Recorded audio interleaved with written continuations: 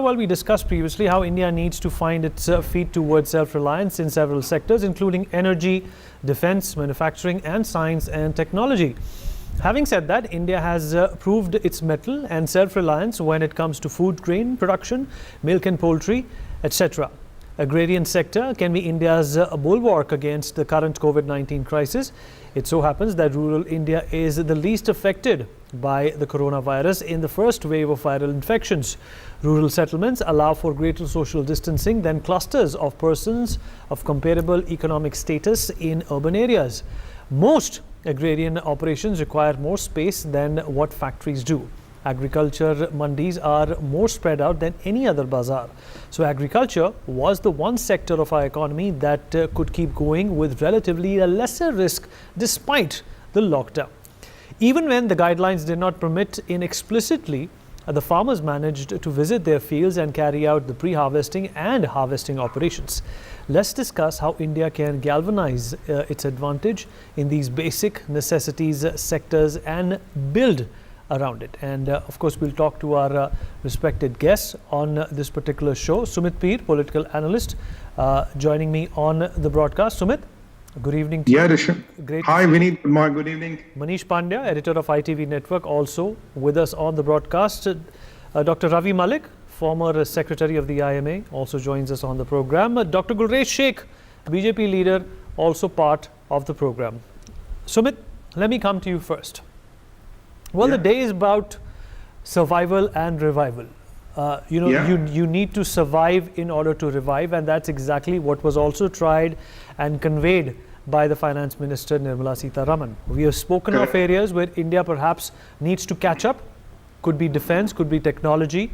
But there are areas where India has always been ahead, and agriculture and farming has been, that particular area which has always helped out India. It has fed the masses as well as the classes. In this day and age where self-reliance and AATMANIRBHAR is being proposed, where do you think India stands and where do we go from here? I think we need the first thing is that even with this lockdown and all, we know we had a bumper wheat crop. And at a population of 1.3 billion, we, unlike China, are buying land in Africa to feed our population. Our farmers are doing a fantastic job in feeding the population. And, if you look at all the last 3 years, all because after the Modi government came into play, scientific farming, soil testing, urea, neem-coated urea reaching the farmers, subsidies reaching in time, direct benefit transfers, and all these have helped to bumper crops in every produce. If you look at tomatoes, if you look at onions, if you look at all the crops. So crops, farmer, agriculture, dairy, we are doing quite well. But what we need to really focus on is on the defense, because we still depend on a lot of foreign technology on the defense. But having said that, there are some things which we have excellent benchmarks and records. So for example, nobody as on date has been able to get 104 satellites into space. We as ISRO got it. Look at our cost of Mangalyaan, which is the lowest in the world. Look at our, other achievements. We launched the satellites. Now we are the commercial launching satellite. We launched satellites for Singapore. We launched satellites for around 17 countries today. We are one of the best when it comes to the launching satellites. We sell our satellite imagery to a lot of things. The point I'm trying to make is even our private sector, government sector, we have done fantastic job. Look at, when the COVID started, we didn't manufacture one PPE. Now, today Harshvardhan ji was saying we are doing 3 lakh PPEs and 3 lakh N95 masks. So there is no dearth of possibilities. It's only the impetus and it is only the direction which Honorable Prime Minister has given. And yesterday what I liked, he made it very clear, local ko vocal banao. Now our brands have to become global. We have to buy Indian and also not buy, uska prachar karna and make our brands global. Now this package is a reboot package which comes out with, it's not just the economic package, it's a complete program in which how we can do the quantum jump, how we can take the economy to the next level. And we have shown we need 300,000 PPEs, 3 lakh PPE banana in 45 days from zero. Masks, ventilators, you name a goddamn thing. We have supplied medicine to 120 countries. Still, we have crores of HCQ in the country. We have a capacity to make 100 tons of HCQ. With all these things happening in the lockdown, sir, it is not normal. People are in their homes, lockdown is happening, nobody is able to move. Still, we have a bumper crop of the wheat. So I have been always, I'm a great fan of India, and I always say, anything is possible in India. If we have the right direction, we have the leadership, which we have now, we have the political reserves, sky is the limit. It is our chance. We need to move to the #3 economy by GDP also. We are by PPP, now move by GDP also. We have to be very near to Chinese economy. This is our time to get the 10 trillion roadmap up, rolling and running. This is our opportunity. This is our century.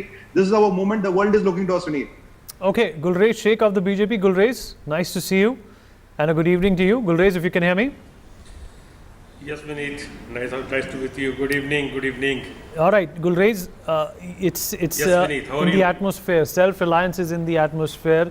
Atmanirbharta is the dictum for the day. But at the same time, can agriculture and agriculture produce rather, be our backbone in a time of crisis such as this? Obviously, like the rest of the world, India is also going to have its own share of bad luck because of COVID-19. But will agriculture produce come to our rescue? Let us not forget that India also imports a lot of agriculture produce. We imported about 22.3 million tons in 2015-16 and 20.4 million tons in the previous year.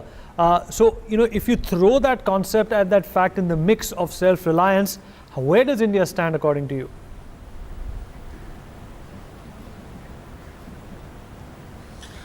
See, Vineet, I will club two things together.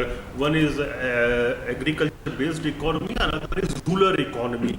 And I will say rural economy is one of the big pillars of Indian economy. And why I am saying that? Because everybody says that, and it is a misrepresentation that agriculture forms just 16% of our GDP. No, but if you club agriculture plus rural economy, it forms around 48% of our GDP. And if you come to MSMEs, the rural sector of India, rural India is having more MSMEs as compared to the urban area India. So today's stimuli, if you want to talk about what Prime Minister gave yesterday and what Ms. Nirmala Sitharaman she quoted today, it is directly going to affect our MSMEs plus agriculture. Both are interdependent. When it comes to the rural MSME, it drives agriculture, and rural agriculture drives the rural MSME. So you can't separate both of them.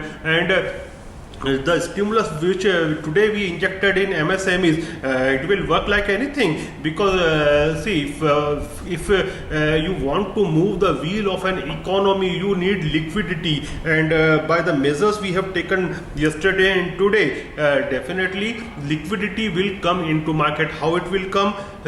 See, RBI previously also it has cut down the repo rates, but the loans were not disbursed by the banks because banks was afraid that what if we loses the amount. Now when the government of India is taking sovereign guarantee, then banks will be giving money to the MSME sector, which will indirectly and directly produce lots of jobs. Another thing what we are working today, and which is essential, that to make the rural cluster. See, one problem we are facing is with the labor, and what we need to do, and definitely I have taken time with the Chief Minister of State of Madhya Pradesh after the lockdown is over, after the corona crisis is over, to present a full picture which I had produced yesterday and I have sent to Bhopal as well, that we have to identify, similarly other state has to do the same.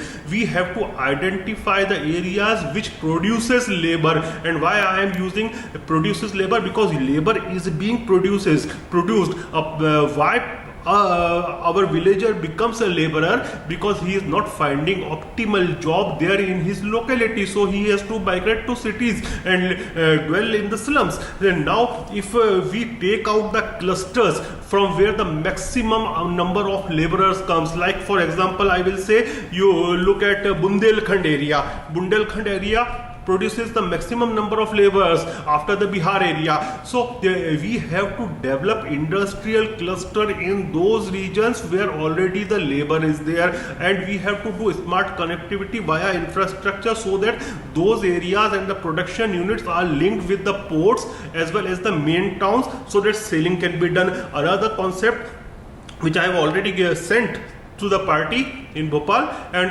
we will send it elsewhere as well, that we have to go for cooperative farming. What is the meaning of cooperative farming?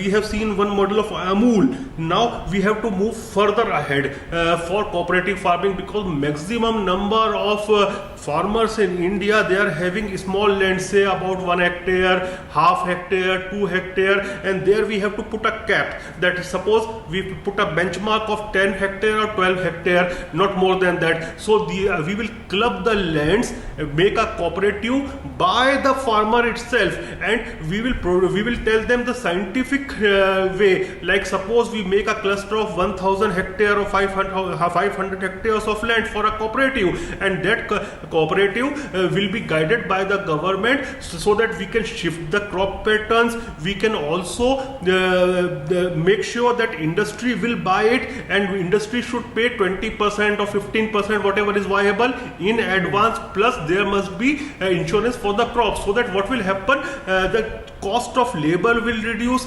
scientific approach will lead to more product and better quality product, and as per the soil and monsoon and everything, we can also go for crop rotation. So we are thinking on those lines, and I myself have come with a plan, and I have asked time to the Chief Minister, and if it succeeds here, we will go for other states as well.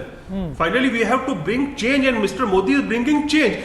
If we go on the old routine, where we were giving everything to the larger corporates, and those corporates are giving employment just to 10% of people, but they are taking the maximum of bank loans. Sorry, this won't last. In Modi regime, we have to support the agricultural economy. We are going to support the MSMEs, and that will form the backbone of our industry. Okay, Dr. All right, Dr. Ravi Malik is also with us, but Dr. Malik, I will come to you momentarily. The thought that in fact we are focusing on is that self-reliance is something that is achievable. It is a concept which needs to be understood. It is a concept which in fact will take some time to seep in, especially in a crisis such as this. It is imperative to understand that for any government, to combat a deadly disease and deal with a deadly pandemic, and at the same time salvage the economy, is a difficult and an uphill task. If one is able to achieve that balance without any hindrance, one is able to achieve that kind of symmetry, which of course most probably is impossible for any country to do. But all of them try, and so is India trying to do its part. 20 lakh crores is what has been allocated. For more such videos, subscribe to the NewsX YouTube channel, hit the bell icon.